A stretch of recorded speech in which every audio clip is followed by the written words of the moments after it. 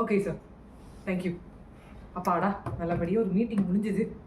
Okay, 5:14. அடுத்த மீட்டிங்க்கு ஒரு 20 minutes டைம் இருக்குது. ஓகே, என்ன பண்ணலாம்? ரிலாக்ஸ்டாக கொஞ்ச நேரம் மெடிடேட் பண்ண நல்லாயிருக்கும். ஓகே, போயிட்டு ஃபோனை சைலண்டில் போட்டுடலாம். கடவுளே, மன நிம்மதியை, மன அமைதி எனக்கு கொடு. இந்த மெடிடேஷன் ரொம்ப முக்கியம்.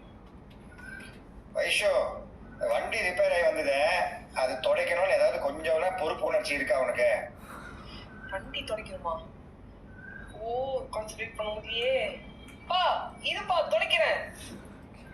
ப்ரோ, இஎம்ஐ பில் எப்போ கட்ட போற? EMI bill?